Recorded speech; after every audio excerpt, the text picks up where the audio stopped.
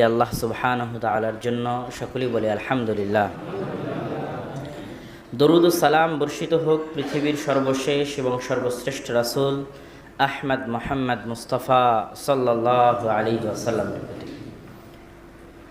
আমরা জানি যে আমরা এখন যুলকাদা মাসে অবস্থান করছি, এরপরই আসছে যুলহিজ্জাহ।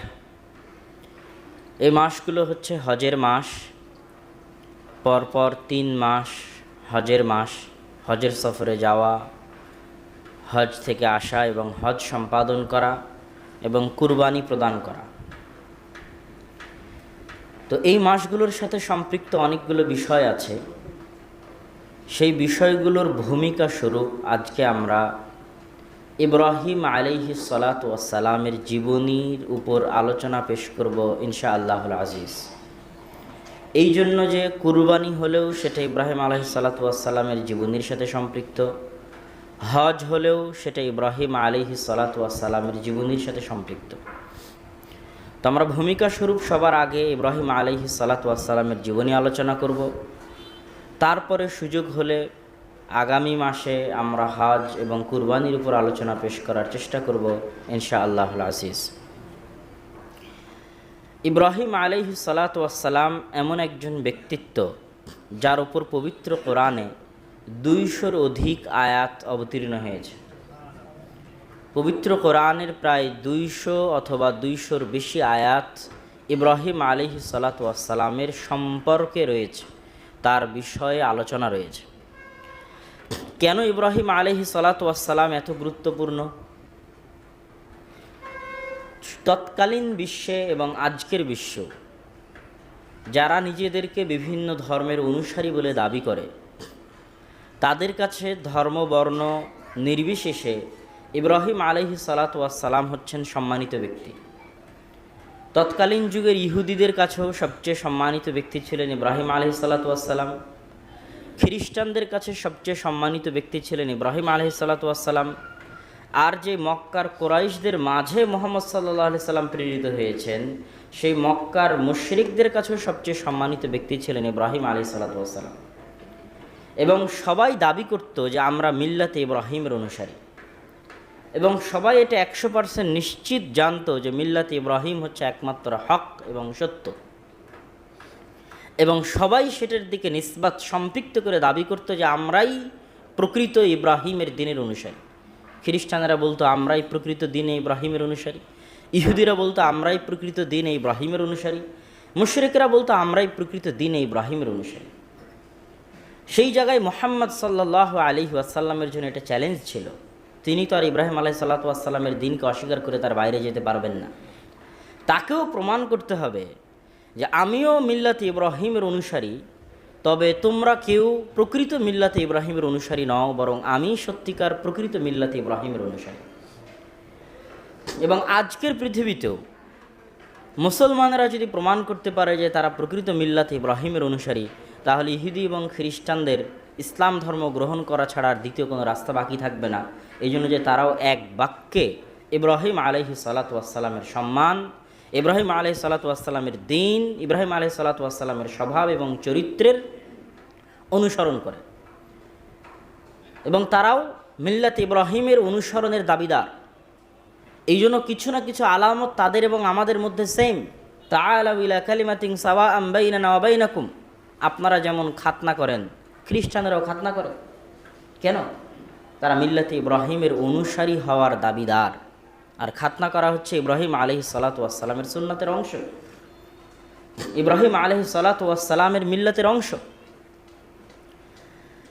এই জন্য আপনি যখন দেখবেন যে তারা তাদের সম্মানিত ব্যক্তিদের নাম আবরাহাম, আবরাহাম মানে হচ্ছে ইব্রাহিম। যেমন গণতন্ত্রের যিনি প্রবক্তা আব্রাহাম লিঙ্কন, তো আব্রাহাম মানে হচ্ছে ইব্রাহিম, এবং এটাকে তারা অনেক সম্মান করে এই নাম রাখে এবং এই নামকে অনেক সম্মান করে তারা ডাকে। ইব্রাহিম আলাইহিস সালাতু ওয়াস সালাম সম্পর্কে আল্লাহ সুবহানাহু ওয়া তাআলা পবিত্র কোরআন মাজিদে, আমি বললাম যে 200-র অধিক আয়াত রয়েছে।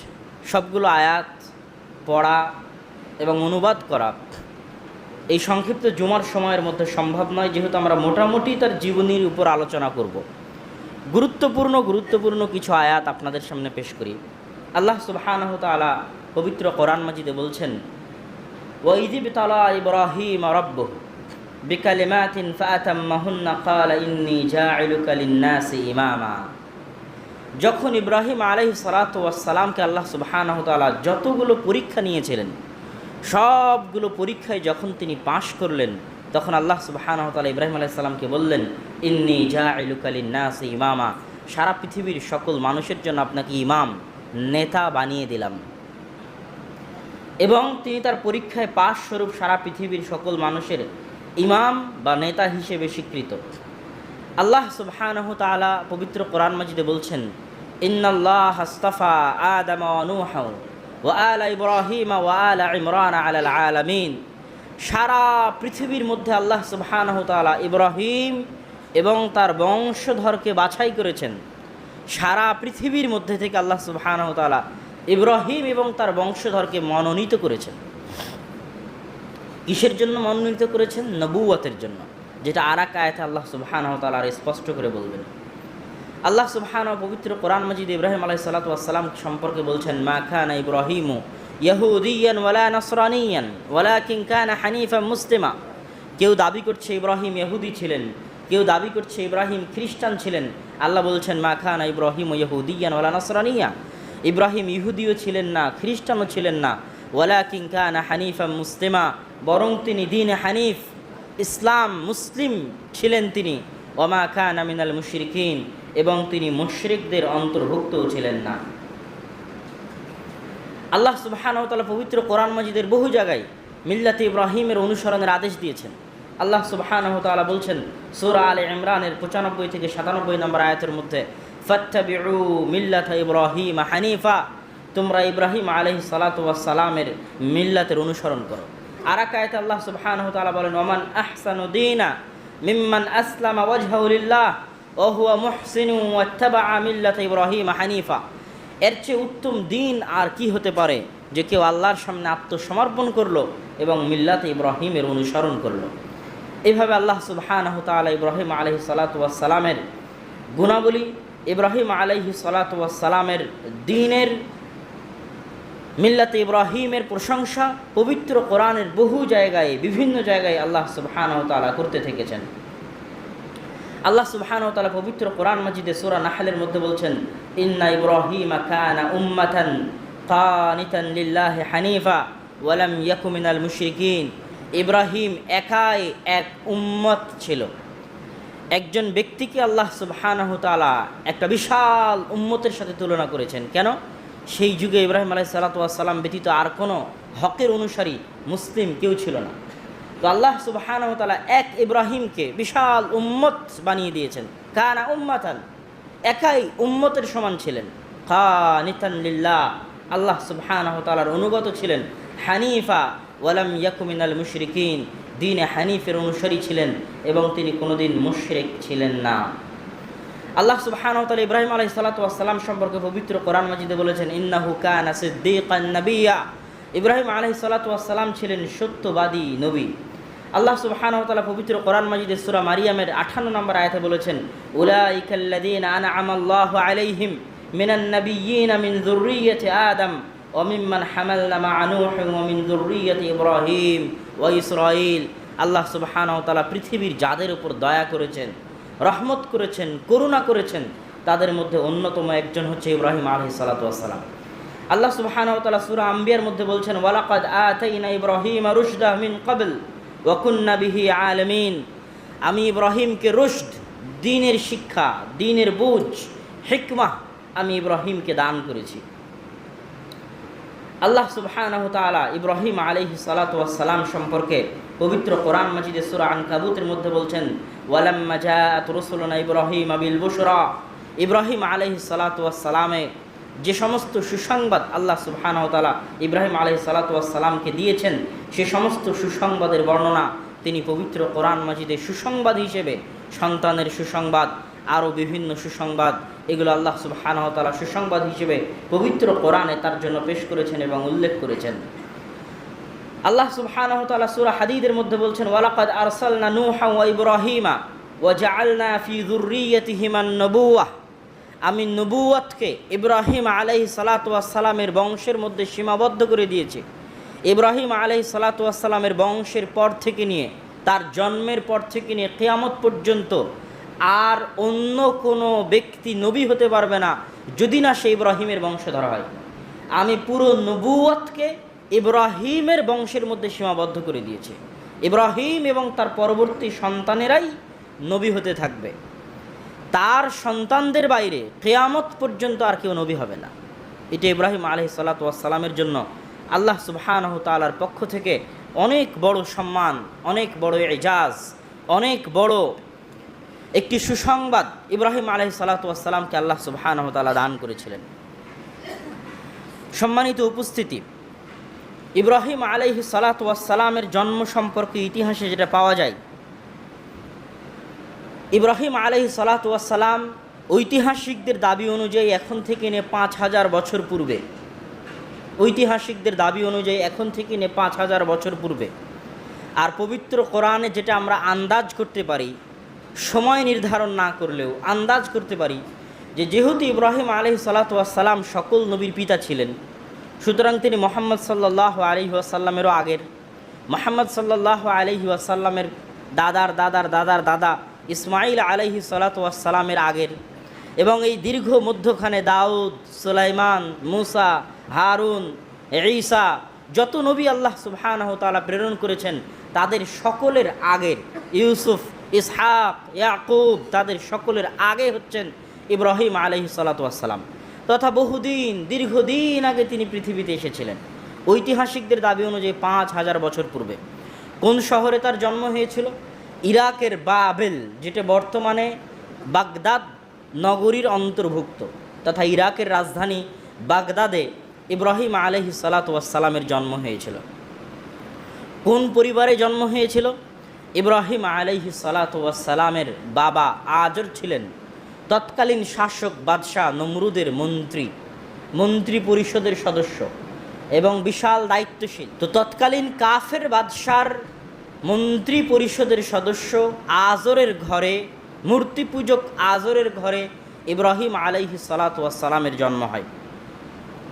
ইব্রাহিম আলাইহিস সালাতু ওয়াস সালামের জন্মের পর থেকেই তিনি তার পিতার সাথে মূর্তি পূজা নিয়ে বিভিন্ন রকমের দলিল আদিল্লা, যুক্তি, দাওয়াত, যেগুলো সব আল্লাহ সুবহানাহু ওয়া তাআলা পবিত্র কোরআন মাজিদে বিস্তারিত আলোচনা করেছেন, যে তিনি কিভাবে তার পিতার সাথে দাওয়াতি কাজ করেছেন।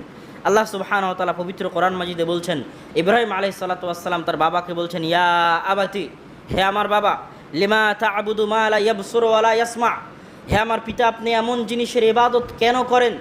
মা লা ইয়াসমা ওয়া লা ইয়াবসুর, মা লা ইয়াবসুর ওয়া লা ইয়াসমা, যেই জিনিস কোনো কিছু দেখতে পায় না এবং কোনো কিছু শুনতে পায় না, এরকম বোবা, বধির, অন্ধ, যার কোনো ক্ষমতা নাই, শক্তি নাই, এরকম কিছুর ইবাদত আপনি কেন করেন? যখন তিনি তার পিতাকে এইভাবে দাওয়াত দিলেন মূর্তি পূজা থেকে বিরত থাকার, তখন তার পিতা রাগান্বিত হয়ে সন্তানকে বলছেন, লা ইল্লাম তানতাহি লা আরজুমান্নাক, ইব্রাহিম, তুমি যদি তোমার এই দাওয়াতি কাজ থেকে বিরত না থাকো তাহলে আমি তোমাকে পাথর নিক্ষেপ করব, মারব, বাড়ি থেকে তাড়িয়ে দিব, বিতাড়িত করব।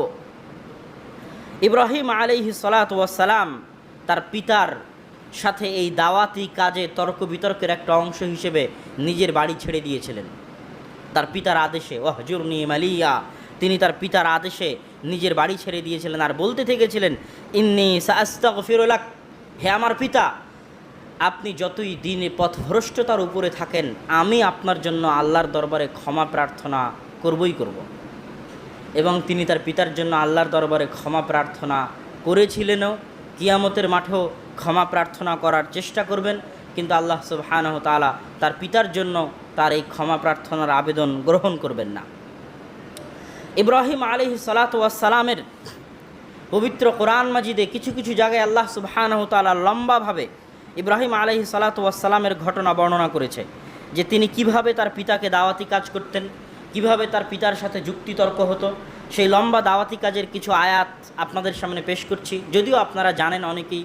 তারপর আল্লাহ সুবহানাহু ওয়া তাআলা সূরা আনআমের মধ্যে বলছেন, ওয়াইদ ক্বালা ইব্রাহিমু লিআবিহি, যখন ইব্রাহিম তার পিতা আজরকে বলল, আতাত্তাখিযু আসনামান আলিহা, আপনি কি মূর্তিগুলোকে প্রতিপালক হিসেবে, ইলাহ হিসেবে গ্রহণ করে নেবেন? ইন্নী আরাকা ওয়া কওমাকা ফি দালালিম মুবিন, আমি আপনাকে এবং আপনার সম্প্রদায় জাতিকে স্পষ্ট পথ ভ্রষ্টতার মধ্যে দেখছি। ওয়া কাযালিকা নুরি ইব্রাহিমা মালাকুতাস সামাওয়াতি ওয়াল আরজ ওয়া লিয়াকুনা মিনাল মুকিনিন, আর আমি ইব্রাহিমকে মালাকুতাস সামাওয়াতি ওয়াল আরজ, আসমান এবং জমিনের মধ্যে লুকিয়ে থাকা অন্তর্নিহিত বিষয় সম্পর্কে জ্ঞান আমি ইব্রাহিমকে দান করেছিলাম। এই জন্য ইব্রাহিমের সাথে কি ঘটেছিল? ফালাম্মা জান্না আলাইহিল লাইলু রাআ কাওকাবান, যখন রাত্রি অন্ধকার হয়ে আসলো ইব্রাহিম দেখলো তারকারাজি। ক্বালা হাযা রাব্বি, ইব্রাহিম বলল এই তারকাই আমার প্রতিপালক। ফালাম্মা আফালা ক্বালা লা উহিব্বুল আফিলিন, যখন তারকারাজি ডুবে গেল তখন ইব্রাহিম বলল যারা ডুবে যায় আমি তাদেরকে পছন্দ করি না। ফালাম্মা রাআল কামারা বাযিগা, যখন ইব্রাহিম দেখলো চন্দ্র উদিত হচ্ছে, ক্বালা হাযা রাব্বি, তখন ইব্রাহিম বলল এই চন্দ্র হয়তো আমার প্রতিপালক। ফালাম্মা আফালা, যখন চন্দ্র ডুবে গেল তখন ইব্রাহিম বলল লা ইল্লাম ইয়াহদিনি রব্বি লা আকুনান্না মিনাল কওমিদ দাল্লিন, যদি আমার প্রতিপালক আমাকে পথ না দেখান তাহলে আমি পথ ভ্রষ্টদের অন্তর্ভুক্তই থেকে যাব। ফালাম্মা রাআ আশ-শামসা বাযিগাতান ক্বালা হাযা রাব্বি, যখন ইব্রাহিম দেখলো সূর্য উদিত হচ্ছে তখন ইব্রাহিম বলল এই সূর্যই আমার প্রতিপালক। হাযা আকবার, এই সূর্য তো আগের তারকার চেয়ে বড়, এই সূর্য তো আগের চন্দ্রের চাইতে বড়, অবশ্যই এই সূর্য আমার প্রতিপালক। ফালাম্মা আফালাত, যখন সূর্য ডুবে গেল তখন ইব্রাহিম বলল ইয়া কওমি ইন্নী বারিউম মিম্মা তুশরিকুন, হে আমার কওম, তোমরা যে চন্দ্র, তারকা, সূর্য এবং পৃথিবীর আর বিভিন্ন সৃষ্টি জীবের পূজা করো, আমি এগুলো সব কিছু থেকে মুক্ত। ইন্নী ওয়াজ্জাহতু ওয়াজহিয়া লিল্লাযী ফাতারাস সামাওয়াতি ওয়াল আরজ, বরং আমি আমার মুখমণ্ডলকে ফিরিয়ে দিচ্ছি সেই প্রতিপালকের জন্য যিনি আসলে এই আসমান এই জমিন সৃষ্টি করেছেন, এই চন্দ্র, এই তারকা, এই সূর্য সৃষ্টি করেছেন। এই আসমান এই জমিন এগুলো আল্লাহর সৃষ্টি জীব, এই চন্দ্র, এই তারকা, এই সূর্য আল্লাহর সৃষ্টি জীব। বিশাল গাছপালা, বিশাল পাথর, বিশাল নদী, সব আল্লাহ সুবহানাহু ওয়া তাআলার সৃষ্টি জীব। এগুলোর বিশালতা দেখে এগুলোর পূজা করা, এগুলোর সামনে নত হওয়া, যেটা এখনও হিন্দু ধর্মের অনুসারী ভাইয়েরা করে থাকে। ইব্রাহিম আলাইহিস সালাতু ওয়াস সালামের কমন সেন্স নলেজ, যেটা আল্লাহ সুবহানাহু ওয়া তাআলা তার অন্তরে ঢেলে দিয়েছিলেন, যেটা দিয়ে তিনি তার পিতার মাঝে এবং তার কওমের মাঝে দাওয়াতি কাজ করেছিলেন, সেটা ছিল এটাই, যেগুলো সব আল্লাহ সুবহানাহু ওয়া তাআলার সৃষ্টিজীব, বরং এগুলোর যিনি সৃষ্টিকর্তা আমি তার সামনে আমার মাথাকে নত করব। আল্লাহ সুবহানাহু ওয়া তাআলা ইব্রাহিম আলাইহিস সালাতু ওয়াস সালামের এই দাওয়াতি কাজ তার পিতার সাথে, এই দাওয়াতি কাজ যখন তার পিতার সহ্য হলো না, তখন আরেকটা ঘটনা ইব্রাহিম আলাইহিস সালাতু ওয়াস সালামের সাথে তার পিতার এবং তার বংশধরের ঘটল। ইব্রাহিম আলাইহিস সালাতু ওয়াস সালাম তার পিতাকে এবং তার কওমকে দ্বীনে হক, ইসলাম এবং শিরক মুক্ত দাওয়াত দেওয়ার জন্য আরেকটি ঘটনা ঘটালেন।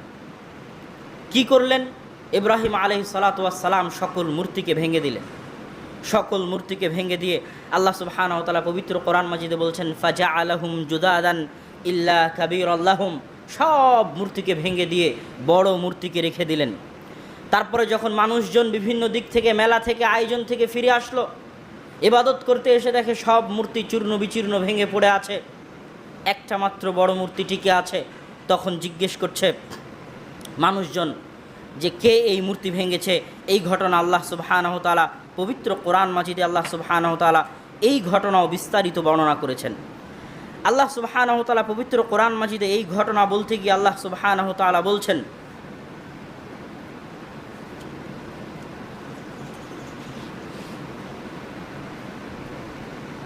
ইসআল কাবীরহুম ইন কানু ইয়ানতিকুন, এই যে বড় যে মূর্তিটা আছে এই বড় মূর্তিকে তোমরা জিজ্ঞেস করো, এবং আর যে ছোট মূর্তি যেগুলোকে ভেঙে টুকরো টুকরো করে দেওয়া হয়েছে সেই ছোট মূর্তিকে তোমরা জিজ্ঞেস করো, যদি সে কথা বলতে পারে, যদি তার কথা বলার সামর্থ্য থাকে তাহলে তাদেরকে জিজ্ঞেস করো, আর যারা কথা বলতে পারে না তাদের তোমরা ইবাদত কী জন্য করো।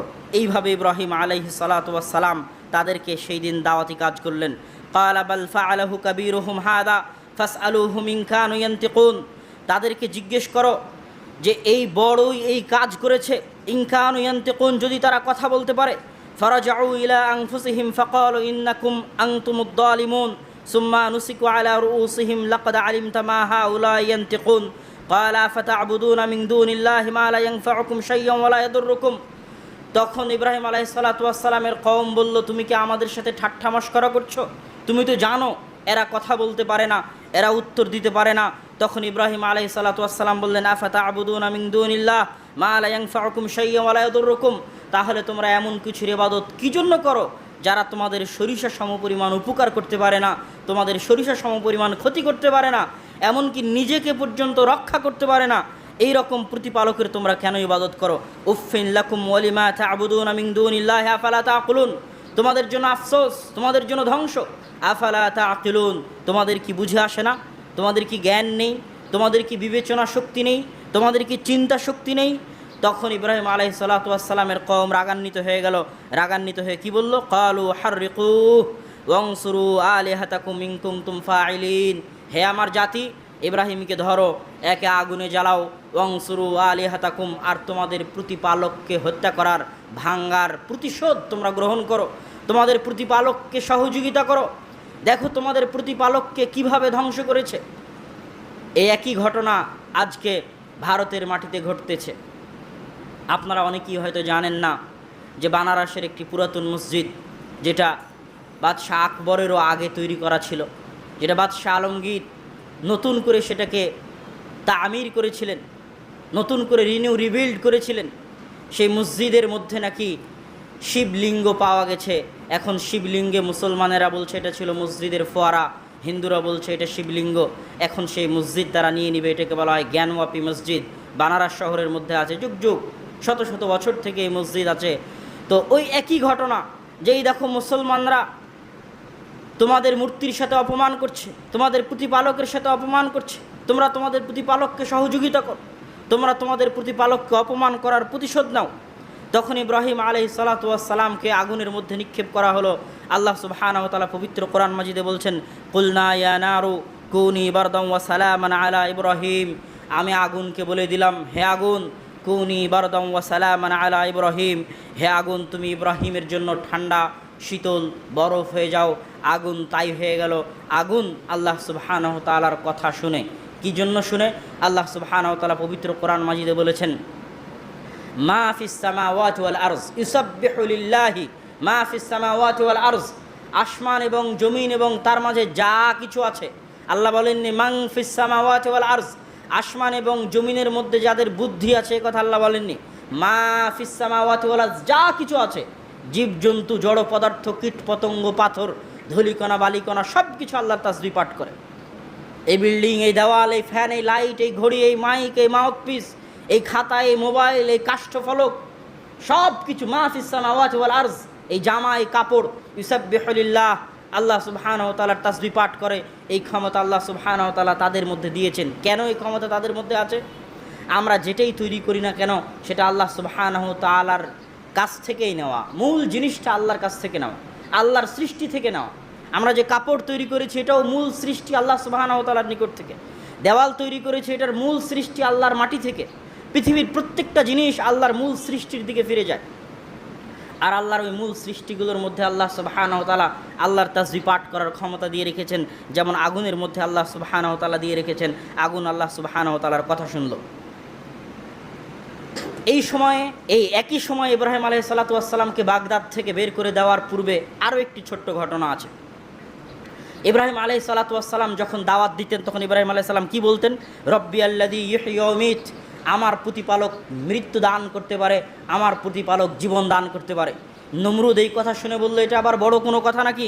আনা উহয়ি ওয়া উমীত, আমিও জীবন দিতে পারি, আমিও মৃত্যু দিতে পারি। একজন ফাঁসির আসামিকে ডেকে নিয়ে এসে বলল, যাও তোমাকে মুক্ত করে দিলাম। আর একজন নিরপরাধ ব্যক্তিকে ডেকে নিয়ে এসে হত্যা করে দিয়ে বললো, এই দেখো মৃত্যু দিলাম, আমিও জীবন দিতে পারি, আমিও মৃত্যু দিতে পারি। তখন এই আল্লাহ সুবহানাহু ওয়া তাআলা পবিত্র কোরআন মাজিদের মধ্যে বলছেন যে ইব্রাহিম আলাইহিস সালাতু ওয়াস সালাম কি বললেন? যে ইন্নাল্লাহ ইয়াতি বিশ-শামসি মিনাল মাশরিক ফাতি বিহা মিনাল মাগরিব। আল্লাহ সুবহানাহু ওয়া তাআলা এই সূর্যকে প্রত্যেক দিন পূর্ব দিক থেকে উদিত করে।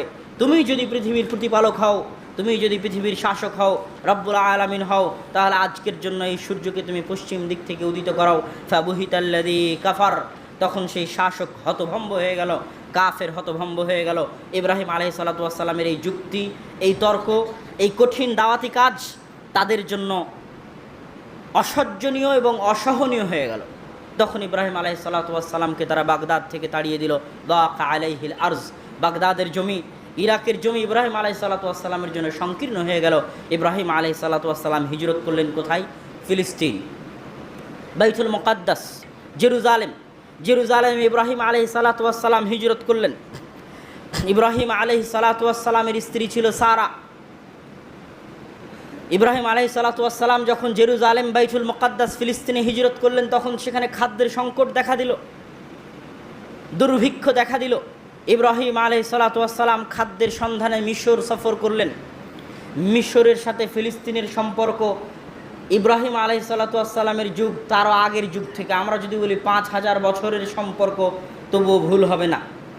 আজকেও ফিলিস্তিনিদের যদি কোনো সমস্যা হয় তাহলে তারা খাদ্যের জন্য, সহযোগিতার জন্য মিশর মুখে যায়। গাজাবাসীর যদি কোনো সমস্যা হয় খাদ্য, তাহলে আন্ডারপাসের মাধ্যমে যে খাদ্যদ্রব্যগুলো আসে, ত্রাণগুলো আসে, সব মিশর থেকে আসে। এই জন্য যে ভৌগোলিকভাবে ফিলিস্তিনের সাথে মিশরের সম্পর্ক ওতপ্রোতভাবে জড়িত। ওই ফিলিস্তিনে ইব্রাহিম আলাইহিসসালাতু ওয়াসসালাম যখন খাদ্যের সংকটে, দুর্ভিক্ষের কবলে পড়লেন, তখন খাদ্যের সন্ধানে তিনি মিশর গেলেন। মিশরে তখন একজন জালেম বাদশাহ ছিল, এটা নমরুদ নয়, নমরুদ তো আছে ইরাকে। মিশরে তখন একজন জালেম বাদশাহ ছিল, যার লোলুপ দৃষ্টি ছিল পৃথিবীর সুন্দরী মহিলাদের প্রতি। আর হাদিসের ভাষায়, বুখারী, সহিহ বুখারীর হাদিস, হাদিসের ভাষায় তৎকালীন পৃথিবীতে আহসানুন নিসা, আজমালুন নিসা বাদা হাওয়া, ঐতিহাসিকগণ বলছেন যে আদম আলাইহিসসালাতু ওয়াসসালামের স্ত্রী হাওয়ার পরে পৃথিবীর সবচেয়ে সুন্দরী, পৃথিবীর সবচেয়ে সুন্দরী, বিশ্ব সুন্দরী মহিলা ছিলেন সারা আলাইহিসসালাতু ওয়াসসালাম। স্বামী স্ত্রী দুইজন মিলে খাদ্যের সন্ধানে মিশরের উদ্দেশ্যে যখন সফর করেছেন, তখন বাদশার এই খবর, এই বিপদের খবর ইব্রাহিম আলাইহিস সালামের কানে গেল। স্বামী স্ত্রীর পরিচয় না দিয়ে ভাই বোনের পরিচয় দিলেন, যেহেতু পৃথিবীতে তখন তারাই দুইজন মুমিন, আর মুমিন মুমিনের ভাই হয়, এই যুক্তিতে তারা ভাই বোনের পরিচয় দিলেন, তবুও তাদের রক্ষা হলো না। সারাকে জালিম বাদশাহ ভিতরে নিয়ে গেল। বুখারীর মধ্যে রাসূল সাল্লাল্লাহু আলাইহি ওয়াসাল্লামের বাণীতে এই ঘটনা বর্ণিত হচ্ছে। ফালাম্মা দাখালাত আলাইহি সারা, যখন সারা আলাইহিস সালাতু ওয়াসসালামকে তার নিকটে নিয়ে যাওয়া হলো, কামা ইলাইহা, তখন ওই জালেম বাদশাহ খারাপ কাজের উদ্দেশ্যে, অন্যায় কাজের উদ্দেশ্যে সারার দিকে এগিয়ে আসলেন। ফাকামাত তাতাওয়াদ্দা ওয়া তুসাল্লি, তখন সারা আলাইহিস সালাতু ওয়াসসালাম একটু সময় চেয়ে নিলেন ওযু করার জন্য, সালাত আদায় করার জন্য। ওযু করলেন, 2 রাকাত সালাত আদায় করলেন এবং আল্লাহ সুবহানাহু ওয়া তাআলাকে বললেন, আল্লাহুম্মা ইন কুনতা তা'লাম আমানতু বিকা ওয়া বিরাসূলিক, হে আল্লাহ, আপনি যদি জেনে থাকেন আমি সারা আপনার প্রতি এবং আপনার নবী ইব্রাহিমের প্রতি ঈমান আনয়ন করেছি। ওয়া আহসানতু ফারজি ইল্লা আলা যাওজি, এবং আমার যে লজ্জাস্থান আছে এবং আমার যে আমানত আছে, পবিত্রতার আমানত, লজ্জাস্থানের আমানত, এই আমানত আমি খেয়ানত করিনি, যেটার উপর একমাত্র আমার স্বামীর হক রয়েছে, আমার স্বামীর অধিকার রয়েছে। আমি কোনোদিন এই আমানতের খেয়ানত করিনি, এই লজ্জাস্থানের আমানতের খেয়ানত করিনি। ফালা তুসাল্লিত আলাইয়াল কাফের, আমি যদি আপনার সন্তুষ্টির জন্য আমার এই আমানতের হেফাজত করে থাকি, তাহলে আজকের দিনে লা তুসাল্লিত আলাইয়াল কাফের, আপনি কোনো কাফেরকে আমার উপর চাপিয়ে দিয়েন না, আপনি কোনো কাফেরকে আমার লজ্জাস্থান, আমার পবিত্রতা ধ্বংস করার জন্য চাপিয়ে দিয়েন না। যখন তিনি এই দোয়া করলেন, তখন আল্লাহ সুবহানাহু ওয়া তাআলা তার দোয়া কবুল করলেন। হাদিসে আসছে, গুত্তা হাত্তা রাকাদা বিরিজলিহ, অজ্ঞান হয়ে পড়ে গেল এবং পা মাটিতে জোরে জোরে বাড়ি মারতে লাগলো। তখন সারা আলাইহিস সালাতু ওয়াস সালাম আল্লাহকে বললেন, আল্লাহ, এ বাদশাহ যদি এখন মারা যায়, তাহলে বাদশার লোকজন বলবে আমি তাকে হত্যা করেছি, বিপদে পড়ে যাব, একে ছেড়ে দেন। আল্লাহ সুবহানাহু ওয়া তাআলা সাথে সাথে ছেড়ে দিলেন। আবার সে খারাপ কাজের জন্য এগিয়ে আসলো, আবারও সারা আল্লাহর কাছে দোয়া করলেন, আল্লাহ সুবহানাহু ওয়া তাআলা সাথে সাথে বাস্তবায়ন করলেন। আবার অজ্ঞান হয়ে পড়ে গেল, আবারও হাত পা মারতে লাগলো। আবারও সারা আল্লাহকে বললেন, আল্লাহ, এই যদি মারা যায়, এর লোকজন বলবে আমি হত্যা করেছি। আল্লাহ তাকে ছেড়ে দিলেন। আল্লাহ সুবহানাহু ওয়া তাআলা তার একজন মুমিন বান্দিকে কতটা ভালোবাসলে তার প্রত্যেকটা কথা সাথে সাথে বাস্তবায়ন করে। আল্লাহু আকবার। প্রত্যেকটা কথা সাথে সাথে বাস্তবায়ন করছে, মুখ দিয়ে বের হওয়ার দেরি হচ্ছে না, আল্লাহ সুবহানাহু ওয়া তাআলা বাস্তবায়ন করে দিচ্ছেন। তাহলে কতটা আল্লাহ সুবহানাহু ওয়া তাআলার নিকটবর্তী, কতটা আল্লাহ সুবহানাহু ওয়া তাআলার কাছের, কতটা আল্লাহ সুবহানাহু ওয়া তাআলার প্রিয় তারা ছিলেন। যখন 3বার এরকম হলো, তখন জালেম বাদশাহ নিজেই বুঝতে পারলো তার সামনে যে আছে আল্লাহ সুবহানাহু ওয়া তাআলার ওলিউর রহমান, আল্লাহ সুবহানাহু ওয়া তাআলার প্রিয়, আল্লাহ সুবহানাহু ওয়া তাআলার কাছের তার সাথে সে খারাপ কিছু করতে পারবে না। তখন সে ক্ষমা চেয়ে নিয়ে, মাপ চেয়ে নিয়ে হাদিয়া স্বরূপ হাজেরা আলাইহা সালাতু ওয়াসসালামকে ইব্রাহিম আলাইহিস সালাতু ওয়াসসালামের জন্য পাঠিয়ে দিলেন সারার সাথে। ইব্রাহিম আলাইহিস সালাতু ওয়াসসালাম মিশর থেকে খাদ্যদ্রব্য এবং সাথে হাজেরা আলাইহা সালাতু ওয়াসসালামকে নিয়ে ফিলিস্তিনে ফিরলেন। এতদিন যাবৎ সারা আলাইহা সালাতু ওয়াসসালামের সন্তান হয়নি। সবার আগে সর্বপ্রথম হাজেরা আলাইহা সালাতু ওয়াসসালামের পেটে সন্তান আসলো। আল্লাহ সুবহানাহু ওয়া তাআলা ইব্রাহিম আলাইহিস সালাতু ওয়াসসালামকে আদেশ দিলেন, যাও হাজেরাকে রেখে আসো তার সন্তান সহ মক্কায়। ইব্রাহিম আলাইহিস সালাতু ওয়াসসালাম আসেন ফিলিস্তিনে, রেখে আসতে হবে মক্কায়। 1000 কিলোমিটারের পথ পায়ে হেঁটে যাবেন। ইব্রাহিম আলাইহিস সালাতু ওয়াসসালাম আল্লাহ সুবহানাহু ওয়া তাআলার নির্দেশে দ্বিতীয় স্ত্রী, যার প্রথমে সন্তান আসতেছে, দ্বিতীয় স্ত্রীকে সঙ্গে করে নিয়ে, ছোট্ট সন্তানকে সঙ্গে করে নিয়ে পায়ে হেঁটে চলে গেলেন মক্কায় আল্লাহ সুবহানাহু ওয়া তাআলার নির্দেশে। মক্কায় কাবাঘরের পাশে তখন তো আর কাবাঘর ছিল না। কাবাঘর যদি ফেরেশতাগণ নির্মাণ করে থাকে, ইন্না আউওয়ালা বাইতুন উদিআ লিন-নাস বিবাক্কাতা, যেহেতু পৃথিবীতে প্রথম ইবাদতের জায়গা মক্কায় কাবাঘর নির্মিত হয়েছে, তাহলে সেটা নূহ আলাইহিস সালামের বন্যায় ধ্বংস হয়ে গেছে। সেই ধ্বংসস্তূপের উপর পুনরায় কাবাঘর নির্মাণ করবেন ইব্রাহিম এবং ইসমাইল। সুতরাং তখন ওখানে কাবার চিহ্ন ছিল না। কাবাঘরের পাশে ইব্রাহিম আলাইহিস সালাতু ওয়াসসালাম তার দ্বিতীয় স্ত্রী এবং ছোট সন্তানকে রেখে নিয়ে ফিরে আসছেন। এখন পর্যন্ত তিনি স্ত্রীকে কিছুই বলেননি। কেন রেখে যাচ্ছেন, কী জন্য রেখে যাচ্ছেন, কেন নিয়ে আসলেন, কয়দিন থাকতে হবে, খাবারের কি ব্যবস্থা হবে, কেমনে থাকবে, কোনো সাফাই, কোনো দিক নির্দেশনা তিনি তার স্ত্রীকে দেননি, যেটা সহিহ বুখারীর হাদিসের ভাষায় বোঝা যায়। কাফা ইব্রাহিম মুনতালিকা, ইব্রাহিম আলাইহিস সালাতু ওয়াসসালাম ফিরে আসছেন। তখন পিছে পিছে হাজেরা আলাইহা সালাতু ওয়াসসালাম আসছেন এবং বলছেন, আইনা তাযহাব ইয়া ইব্রাহিম, হে ইব্রাহিম আপনি কোথায় যাচ্ছেন? এমন একটি মরুভূমিতে ছেড়ে, লাইসা ফিহি ইনসুন ওয়ালা শাই, যেই মরুভূমিতে কোনো মানুষ নেই আর কিছুই নেই, শুধু মানুষ নয়, কোনো জীব জন্তু পশু পাখি গাছপালা কিছুই নেই, এরকম নির্জন মরুভূমিতে ছেড়ে আপনি কোথায় যাচ্ছেন? ওয়ালাম ইয়ালতাফিত ইলাইহা, বারবার জিজ্ঞেস করার পরে ইব্রাহিম আলাইহিস সালাতু ওয়াসসালাম ঘুরিয়ে তার স্ত্রীর দিকে তাকিয়ে দেখছেন না, উত্তরও দিচ্ছেন না। যখন কোনো উত্তর স্ত্রী পেলেন না, তখন স্ত্রী বলছেন, আল্লাহ আমারাক, আল্লাহ কি আপনাকে আদেশ দিয়েছে আমাদেরকে এখানে এই অবস্থায় রেখে যাওয়ার জন্য? তখন ইব্রাহিম আলাইহিস সালাতু ওয়াসসালাম বললেন, ইদান, হ্যাঁ, আল্লাহ সুবহানাহু ওয়া তাআলা আদেশ দিয়েছে তোমাদেরকে এই অবস্থায় এখানে রেখে যাওয়ার জন্য। তখন হাজেরা আলাইহিস সালাতু ওয়াসসালাম বলছেন, ইদান লা ইউদাইয়ুনা আল্লাহ, যদি আল্লাহর আদেশ হয়ে থাকে তাহলে আল্লাহ আমাদেরকে ধ্বংস করবেন না। আল্লাহু আকবার। একজন মহিলার আল্লাহ সুবহানাহু ওয়া তাআলার উপর বিশ্বাস কত দৃঢ়, কত শক্তিশালী, কত মজবুত হলে, যখন ইব্রাহিম আলাইহিস সালাতু ওয়াসসালাম আড়াল হয়ে গেলেন পাহাড়ে, তখন তিনি আল্লাহর নিকটে হাত তুলে দোয়া করছেন, আল্লাহুম্মা ইন্নী আসকানতু মিন যুররিয়াতি বিওয়াদিন গায়রা যী যারইন ইনদা বাইতিকাল মুহাররম, হে আল্লাহ, আমার বংশের, আমার স্ত্রী, আমার সন্তানকে এমন এক মরুভূমিতে রেখে যাচ্ছে, গায়রা যী যারইন, যেখানে একটা গাছও নেই, একটা গাছের ছায়া নেই, পশু পাখি নেই, ইনদা বাইতিকাল মুহাররম, আপনার পবিত্র ঘরের পাশে। এই দোয়া ইব্রাহিম আলাইহিস সালাতু ওয়াসসালাম করেছিলেন আল্লাহ সুবহানাহু ওয়া তাআলার নিকটে। তো ওই রকম একটা জায়গায় স্বামীর কোনো দিক নির্দেশনা ছাড়াই শুধু এতটুকু কথার উপর একজন মহিলা ভরসা করে থেকে গেলেন যে আল্লাহ আমারাক, এটাকে আল্লাহর আদেশ। ইব্রাহিম আলাইহিস সালাতু ওয়াসসালাম বললেন, হ্যাঁ, এটা আল্লাহর আদেশ। যখন যতটুকু খাবার নিয়ে গেছিলেন, খাবার শেষ হয়ে গেল, পানি শেষ হয়ে গেল, আতিশা ইবনুহা ওয়া আতিশাত হাজেরা, হাজেরা পিপাসার্ত হলেন, তার সন্তান পিপাসার্ত হলো। তখন হাজেরা আলাইহিস সালাতু ওয়াসসালাম পানির সন্ধানে দৌড়াদৌড়ি করছেন। হাদিসের ভাষায় বুখারী, সহিহ বুখারীতে এসেছে, জাবালু ইয়ালিহা, নিকটের একটি পাহাড়ের উপর উঠার চেষ্টা করলেন। উঠে দেখতে লাগলেন আশেপাশে কোথাও পানি পাওয়া যায় কিনা, কাউকে দেখা যায় কিনা সাহায্য চাওয়ার জন্য। ফালাম তারা আহাদান, কাউকে দেখা গেল না পানি চাওয়ার জন্য, সাহায্য প্রার্থনা করার জন্য।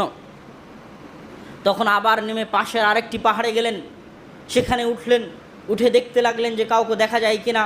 এই দুই পাহাড়ের মধ্যে 7 বার তিনি চক্কর দিলেন, দৌড়ালেন পানির সন্ধানে। এই দুইটাই পাহাড়ই হচ্ছে সাফা এবং মারওয়া পাহাড়। আল্লাহ সুবহানাহু ওয়া তাআলা একজন মহিলার স্বাভাবিক একটা কাজ, স্বাভাবিক নিজের সন্তানের পানির জন্য স্বাভাবিকভাবে তিনি পানি অনুসন্ধান করছেন, এই স্বাভাবিক একটা কাজকে আল্লাহ পবিত্র কোরআনে বলছেন, ইন্না সাফা ওয়াল মারওয়াতা মিন শাআইরিল্লাহ, সাফা এবং মারওয়া হচ্ছে আল্লাহর নিদর্শন। কী জন্য আল্লাহর নিদর্শন? এই সাফা এবং মারওয়ায় হাজেরা চলাচল করেছিলেন সন্তানের পানির জন্য। ওটাকে আল্লাহ ইবাদত বানিয়ে দিলেন। মানুষ হজ করতে যাবে, উমরা করতে যাবে, এখন উমরা করছে, 24 ঘন্টা মানুষ সেখানে হাঁটছে। পৃথিবীর সর্বশ্রেষ্ঠ নবী মুহাম্মদ সাল্লাল্লাহু আলাইহি সাল্লাম হেঁটেছেন, 5000 বছর থেকে মানুষ হাঁটছে, চলছে। একজন মহিলার স্বাভাবিক কাজকে আল্লাহ সুবহানাহু ওয়া তাআলা ইবাদত বানিয়ে দিলেন, এবং সেই পাহাড় দুটিকে আল্লাহ সুবহানাহু ওয়া তাআলা কোরআন মাজিদে বলছেন, ইন্না সাফা ওয়াল মারওয়াতা মিন শাআইরিল্লাহ, সাফা এবং মারওয়া হচ্ছে আল্লাহর নিদর্শন, আল্লাহর চিহ্ন। সম্মানিত উপস্থিতি, জিবরাইল আলাইহিস সালাতু ওয়াস সালাম আসলেন, একটা আওয়াজ হলো। সহিহ বুখারীর রিওয়ায়াতে এসেছে, হয় জিবরাইল আলাইহিস সালামের পাখা অথবা জিবরাইল আলাইহিস সালামের পা দিয়ে তিনি জমিনে মারলেন এবং সেখান থেকে পানি বের হতে লাগলো। তখন হাজেরা আলাইহিস সালাতু ওয়াস সালাম সেই পানিটিকে জমা করার চেষ্টা করছিলেন পাথর দিয়ে। রাসূল সাল্লাল্লাহু আলাইহি ওয়াসাল্লামের ভাষায়, যদি তিনি পাথর দিয়ে না আটকে দিতেন তাহলে সারা পৃথিবী ওই পানিতে ডুবে যেত, জমজমের পানিতে। তিনি পাথর দিয়ে আটকে দেওয়ার কারণে পানি সেখানে সীমাবদ্ধ হয়ে যায়। এটা আল্লাহ সুবহানাহু ওয়া তাআলার একটা মুজিজা, যা আজ অবধি আমাদের মাঝে পৃথিবীতে আছে। এবং জমজমের পানির বরকত আমরা সকলেই জানি, যে মানুষ যে উদ্দেশ্য নিয়ে, যেই নিয়ত নিয়ে জমজমের পানি পান করবে, আল্লাহ সেটা দান করবে। এবং জমজমের পানি বরকতময়। জমজমের পানি পান করলে মানুষের ক্ষুধা নিবারণের জন্য আর দ্বিতীয় কোনো খাদ্যের প্রয়োজন হবে না। যেমন ইসমাইলের হয়নি, যেমন হাজেরার হয়নি। জমজমের পানির ব্যবস্থা করে দিয়ে জিবরাইল চলে গেছে, জমজমের পানিতেই তাদের দিন পার হয়ে গেছে। জমজমের পানি যখন সেখানে বের হলো, তখন বিভিন্ন দিক থেকে পাখি আকাশে উঠতে থাকে পানি সংগ্রহের জন্য। পাশ দিয়ে একটা ব্যবসায়ী দল যাচ্ছিল, সেই ব্যবসায়ী দলের পানির প্রয়োজন, দেখছে ওখানে আকাশে পাখি উঠছে, নিশ্চয়ই পানি না থাকলে সেখানে আকাশে পাখি উঠবে না, এটা মরুভূমির নিয়ম। তারা সেখানে আসলো, হাজেরার কাছে অনুমতি চাইলো, আমরা এখানে যদি থেকে যেতে চাই আপনার কোনো আপত্তি আছে? হাজেরা বললেন, না, তোমরা থাকতে পারো, কোনো আপত্তি নাই। তারা সেখানে বসবাস করলো, তাদেরই বংশের মেয়েকে বিবাহ করলেন, ইসমাইল আলাইহিস সালাতু ওয়াস সালাম। বিবাহ করার পর ইসমাইল আলাইহিস সালাতু ওয়াস সালাম সন্তানকে রেখে যাওয়ার পর আরও 3-4 বার ফিলিস্তিন থেকে বাইতুল্লাহ মক্কায় পায়ে হেঁটে এসেছেন এবং পায়ে হেঁটে গেছেন। দ্বিতীয়বার যখন তিনি পায়ে হেঁটে গেছেন তখন সন্তানকে জবাই করার জন্য, কুরবানির জন্য, যেটা আমরা কুরবানির ঘটনায় পড়ব। তৃতীয়বার যখন তিনি এসেছেন পায়ে হেঁটে, তখন ইসমাইল আলাইহিস সালাতু ওয়াস সালাম বিবাহিত, বড় হয়ে গেছেন, যুবক। বাড়িতে এসে ইব্রাহিম আলাইহিস সালাতু ওয়াস সালাম সালাম দিয়েছেন, স্ত্রী উত্তর দিয়েছে। স্ত্রী তো আর জানে না যে এটা তার শ্বশুর। ইব্রাহিম আলাইহিস সালাতু ওয়াস সালাম জিজ্ঞেস করলেন, কাইফা হাইয়াতুকুম, তোমরা কেমন আছো, বাড়ির সবাই কেমন আছে? স্ত্রী উত্তরে বলছে, আমরা সবাই ফি শিদ্দাতিন ফি দাইকিন, আমরা কঠিন অবস্থার মধ্যে দিয়ে আছি, অনেক কষ্টের মধ্যে আমাদের দিনাতিপাত হয়। ইব্রাহিম আলাইহিস সালাম আর দ্বিতীয় কোনো প্রশ্ন করলেন না, তার মন খারাপ হয়ে গেল। মন খারাপ হওয়াতে ইব্রাহিম আলাইহিস সালাম বললেন, বাড়ির মালিক কোথায়? শিকারে গেছে। বাড়ির মালিক যদি আসে, আনিকরি আলাইহিস সালাম, তাহলে আমার সালাম বাড়ির মালিককে পৌঁছে দিবে এবং বাড়ির মালিককে বলবে, গাইয়ের উতবাতা বাবি, সে যেন তার দরজার কপাট পরিবর্তন করে নেয়। ইসমাইল আলাইহিস সালাতু ওয়াস সালাম বাড়িতে আসলেন। বাড়িতে এসে ইব্রাহিম আলাইহিস সালাতু ওয়াস সালাম কোথাও গেলে তার সুগন্ধি ছড়িয়ে থাকতো। ইসমাইল আলাইহিস সালাম অনুভব করলেন বাড়িতে কেউ এসেছিল। ইব্রাহিম আলাইহিস সালাম বললেন, কে এসেছিল? এরকম বৃদ্ধ মুরব্বী মানুষ এসেছিলেন। কি বলেছে? এই বলেছেন। ইব্রাহিম আলাইহিস সালাম বললেন, যা খা আবুকা, যা খা আবি, তিনি হচ্ছেন আমার পিতা, তিনি আমাকে আদেশ দিয়ে গেছেন আনুফারিকাক, যেন আমি তোমাকে তালাক দিয়ে বিচ্ছিন্ন করে দিই। সন্তান এবং পিতার মধ্যে কীরকম কঠিন শক্তিশালী বন্ডিং এবং আদেশ এবং নির্দেশ মানার কতটা শক্তিশালী মাধ্যম এবং শক্তিশালী বন্ধন যদি থাকে সন্তান এবং পিতার মধ্যে। আপনারা তো কুরবানির ঘটনায় দেখবেনই যে পিতা বলছে তোমাকে জবাই করতে হবে, সন্তান বলছে আপনি আমাকে মিনাস সাবিরিন, ধৈর্যশীলদের অন্তর্ভুক্ত পাবেন, করেন কুরবানি। এখানে পিতা বলে গেছে বউকে তালাক দিতে হবে, সাক্ষাতে হয়নি। বাপের সাথে সন্তানের কতদিন পর এসেছে, শুধু বুঝতে পেরেছে এটা বাপের অর্ডার, বাপের আদেশ। সাথে সাথে স্ত্রীকে বললেন, তুমি তোমার বাপের বাড়ি চলে যাও, উনি আমার পিতা ছিলেন, তোমাকে তালাক দিতে বলে গেছে। দ্বিতীয় বিবাহ করলেন। আর একদিন ইব্রাহিম আলাইহিস সালাতু ওয়াস সালাম পায়ে হেঁটে আসলেন ফিলিস্তিন থেকে মক্কায়। পায়ে হেঁটে আসার পরে ইব্রাহিম আলাইহিস সালাতু ওয়াস সালাম আজকেও সালাম দিয়েছেন, জিজ্ঞেস করেছেন, কাইফা হাইয়াতুকুম, কেমন আছো তোমরা, কাইফা হালুকুম। ফাআসনাত আলাল্লাহ, আজকের দ্বিতীয় স্ত্রী সর্বপ্রথম আল্লাহর প্রশংসা করেছে যে আমরা ভালো আছি, আলহামদুলিল্লাহ, আল্লাহর প্রশংসা, যে অবস্থার মধ্যেই থাকি না কেন। ইব্রাহিম আলাইহিস সালামের অন্তর খুশি হয়ে গেছে আল্লাহর প্রশংসা দেখে। ইব্রাহিম সালাম বললেন, মা তো আমকুম, খাও কি তোমরা, গোস্ত খাই, পান করো কি তোমরা, জমজমের পানি পান করি। তখন ইব্রাহিম আলাইহিস সালাতু ওয়াস সালাম বলে গেলেন, যদি আসে তাহলে আখরি আলাইহিস সালাম, তোমার ঘরের মালিক যদি আসে তাহলে আমার পক্ষ থেকে সালাম দিবে আর বলবে যে সে যেন তার দরজার কপাটকে স্থায়ী রাখে। আর ইব্রাহিম আলাইহিস সালাম তখন দাঁড়িয়ে দাঁড়িয়ে দোয়া করলেন, আল্লাহুম্মা বারিক ফি লাহমিহিম ওয়া মাইহিম ওয়া তুআমিহিম, হে আল্লাহ আমার এই সন্তানের খাদ্যদ্রব্যে এবং পানিতে বরকত দান করেন, যেটা আল্লাহ সুবহানাহু ওয়া তাআলা মক্কাবাসীর জন্য দোয়া করেছেন, মক্কার জন্য দোয়া করেছেন, তার সন্তান সন্ততি পরবর্তী বংশধরদের জন্য দোয়া করেছেন, যেই দোয়ার বরকত এখনও মক্কায় পাওয়া যায়। সম্মানিত উপস্থিতি, তারপরের যে সফর, সেই সফর ইব্রাহিম আলাইহিস সালাতু ওয়াস সালাম আসলেন এবং সন্তানকে ওই দিন ইসমাইল আলাইহিস সালাতু ওয়াস সালামকে তিনি পেয়ে গেছেন। সহিহ বুখারীর লম্বা হাদিস, এই যে ঘটনাগুলো বলতেছে এটা এক হাদিসের মধ্যে সহিহ বুখারীতে বর্ণিত হয়েছে লম্বাভাবে। একদম জমজমের হাজেরা আলাইহিস সালাতু ওয়াস সালামকে রাখা থেকে, জমজম তৈরি হওয়া থেকে, দ্বিতীয়বার আসা, তৃতীয়বার আসা আর এই চতুর্থবার আসা একসাথে একই হাদিসের মধ্যে অন্তর্ভুক্ত। লম্বা হাদিস, আমি সংক্ষিপ্তভাবে আপনাদের শুনিয়ে শেষ করে দিচ্ছি আলোচনা। এবার বাপ বেটার সাক্ষাৎ হয়েছে, তখন হাদিসে আসছে পিতা সন্তানকে দেখলে যেই রকম হওয়ার কথা সেই রকমই হলো, তথা কোলাকুলি করলেন। ইব্রাহিম আলাইহিস সালাতু ওয়াস সালাম বলেন, আল্লাহর আদেশ, এখানে আল্লাহর ঘর আছে, ঘর তৈরি করতে হবে। ওয়াইজ ইয়ারফা ইব্রাহিমুল কওয়াইদা মিনাল বাইতি ওয়া ইসমাঈল, তখন বাপ বেটা মিলে একসাথে সেখানে ঘর তৈরি করতে লাগলেন আর বলতে লাগলেন, রব্বানা তাকাব্বাল মিন্না ইন্নাকা আনতাস সামিউল আলিম, হে আল্লাহ আমরা যে আজকে এই ঘর তৈরি করছি এই ঘরকে আপনি কবুল করেন। তারপরে আল্লাহ সুবহানাহু ওয়া তাআলা আদেশ দিলেন যে তুমি ঘোষণা করে দাও হজের, মানুষের মধ্যে হজের ঘোষণা করো। কয়টা মানুষ ছিল? 2টা 5টা 10টা মানুষ। ইব্রাহিম আলাইহিস সালাতু ওয়াস সালাম হজের ঘোষণা করে দিলেন। সেই নির্জন মরুভূমিতে মানুষ নাই, জন নাই, সেই নির্জন মরুভূমিতে হজের ঘোষণা করলেন, ঘর তৈরি করলেন। আল্লাহ সুবহানাহু ওয়া তাআলা এইভাবে ইব্রাহিম আলাইহিস সালাতু ওয়াস সালামের 2 সন্তান, এখানে ইসমাঈল, আর ইসমাঈলের জন্মের পরে ওখানে ফিলিস্তিনে সারা আলাইহা সালাতু ওয়াস সালামেরও সন্তানের সুসংবাদ আল্লাহ পবিত্র কোরআনে দিয়েছেন। ওয়াহাবনা লাহু ইসহাক ওয়া ইয়াকুব, আল্লাহ সুসংবাদ দিয়েছেন যে এই বৃদ্ধ অবস্থায় তোমার সন্তান হবে, এই বৃদ্ধা মহিলার সন্তান হবে, সেটা হচ্ছে ইসহাক আলাইহিস সালাতু ওয়াস সালাম। তারা থাকতে লাগলেন ফিলিস্তিনে। ইসহাকের সন্তান ইয়াকুব, ইয়াকুবের সন্তান ইউসুফ, ইউসুফের 12 ভাই। ইউসুফ আলাইহিস সালাতু ওয়াস সালাম মিশরে চলে গেলেন। পরে ইয়াকুব আলাইহিস সালাম সহ 11 সন্তান মিশরে চলে গেল। মিশরে 200-300 বছর তারা থাকলেন। মুসা আলাইহিস সালাম আসলেন। মুসা আলাইহিস সালাম ওই বানু ইসরাইল, ইয়াকুব আলাইহিস সালামের 12 সন্তান, 12টা গোত্র যখন নীল নদ অতিক্রম করছিলেন তখন 12টা রাস্তা তৈরি হয়েছিল ওই 12 সন্তানের জন্য। যখন সিনাই মরুভূমিতে আল্লাহ ঝর্ণা দিলেন তখন 12টা ঝর্ণা তৈরি হয়েছিল 12 সন্তানের জন্য।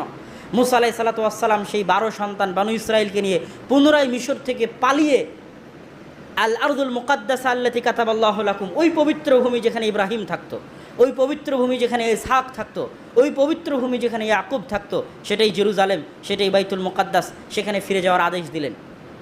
মুসা আলাইহিস সালামের উপর যুদ্ধের আদেশ হলো, জিহাদের আদেশ হলো জেরুজালেমকে দখল করার জন্য। মুসা আলাইহিস সালাতু ওয়াস সালামের কওম বলল, ইযহাব আনতা ওয়া রাব্বুকা ফাকাতিলা, তুমি এবং তোমার প্রতিপালক যাও গিয়ে যুদ্ধ করো, আমরা যুদ্ধ করতে পারবো না। 40 বছরের শাস্তি তাদের উপর আরোপ করা হলো। 40 বছরের শাস্তি আরোপ হওয়ার পর মুসা আলাইহিস সালামের মৃত্যুর পরে ইউশা বিন নুন বানু ইসরাইলকে সাথে করে নিয়ে বাইতুল মাকদেস বিজয় করেন। যেই দিন বাইতুল মাকদেস বিজয় করবেন সেই দিন, এটাও সহিহ বুখারীর হাদিস, যেদিন বাইতুল মাকদেস বিজয় করবেন সন্ধ্যা হয়ে আসছে।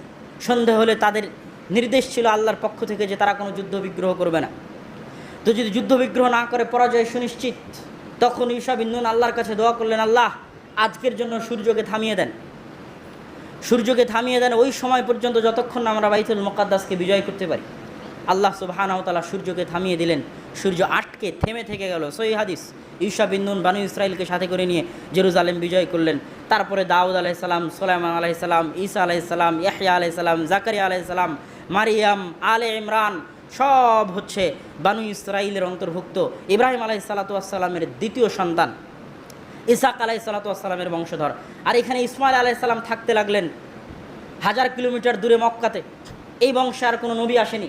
তারপরে তারপরে তারপরে তারপরে তারপরে তারপরে এতদিন শুধু ইসহাক আলাইহিস সালাতু ওয়াস সালামের বংশে নবী আসতে থেকেছে, যেটা সংক্ষিপ্ত সারমর্ম আমি টানলাম। হঠাৎ করে যখন সারা পৃথিবী অপেক্ষায় শেষ নবী আসবে, সবাই জানে আমাদের মধ্যে নবী আসে, আমাদের মধ্যে আজীবন নবী এসেছে, আমাদের মধ্যে নবী আসবে। নবী দাবি করে বসলেন মুহাম্মদ সাল্লাল্লাহু আলাইহি ওয়াসাল্লাম যে আমি হচ্ছি সেই নবী যিনি শেষ নবী। মুহাম্মদ সাল্লাল্লাহু আলাইহি ওয়াসাল্লামের এই নবুয়তের সত্যায়ন বাদশাহ হিরাক্লিয়াসের দরবারে তার সবচেয়ে বড় শত্রু আবু সুফিয়ান, যিনি পরবর্তীতে ইসলাম গ্রহণ করেছিলেন রাদিয়াল্লাহু তাআলা আনহু, তার সামনে স্পষ্ট হয়ে গেল। ইব্রাহিম আলাইহিস সালাতু ওয়াস সালামের 2 সন্তানের কথা তাওরাত, ইনজিল, জবুর সব জায়গাতে আল্লাহ সুবহানাহু ওয়া তাআলা বলেছে। এবং আল্লাহ সুবহানাহু ওয়া তাআলা বলেছে তোমাদের ভাইদের মধ্যে থেকে একজন নবী আসবে। তারা মনে করেছে আমাদের ভাই মানে হয়তো এই বংশেরই আর বাকি যারা আছে তাদের ভাই তাদের ভাই তাদের ভাই। তারা কোনো সময় খেয়াল করেনি ইব্রাহিম আলাইহিস সালাতু ওয়াস সালামের আর এক সন্তান ছিল ইসমাইল, যিনি বসবাস করতো বাইতুল্লাহ কাবায়, তারাও তাদের ভাইয়ের অন্তর্ভুক্ত। ওই ভাইয়ের বংশে আল্লাহ সুবহানাহু ওয়া তাআলা মুহাম্মদ সাল্লাল্লাহু আলাইহি ওয়াসাল্লামকে পাঠালেন। এখন মুহাম্মদ সাল্লাল্লাহু আলাইহি ওয়াসাল্লাম পৃথিবীতে আসার পরে তাকে তো প্রমাণ করতে হবে যে তিনি মিল্লাতে ইব্রাহিমের অনুসারী। এতদিন পর্যন্ত সবাই দাবি করে এসেছে, যুগ যুগ ধরে তাদের বংশে নবী এসেছে, তারা দাবি করেছে তারা মিল্লাতে ইব্রাহিমের অনুসারী। এই জন্য মুহাম্মদ সাল্লাল্লাহু আলাইহি ওয়াসাল্লামকে আল্লাহ অনেক নিদর্শন দিয়ে তাকেও মিল্লাতে ইব্রাহিমের অনুসারী প্রমাণ করেছেন। তার একটা বড় নিদর্শন ছিল 17 মাসের জন্য বাইতুল মুকাদ্দাসকে কেবলা বানিয়ে দেওয়া, যেখানে তৎকালীন মক্কার কাফের কুরাইশদের কাছে সবচেয়ে সম্মানের জায়গা ছিল কাবা। যেহেতু তারা আহলুল কিতাব নয়, আহলুল কিতাব হচ্ছে ইহুদি এবং খ্রিস্টানেরা, তাদের সম্মানের জায়গা বাইতুল মুকাদ্দাস।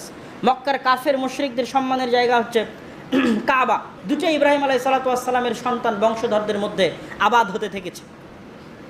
সুতরাং মুহাম্মদ সাল্লাল্লাহু আলাইহি সাল্লামের অন্তরের সবচেয়ে শীর্ষস্থানের জায়গা হচ্ছে কাবা, কিন্তু আল্লাহ আদেশ দিলেন বাইতুল মুকাদ্দাসের ইবাদত করো, বাইতুল মুকাদ্দাসের দিকে কিবলা করে সালাত আদায় করো। এটা ফাওকিয়াত।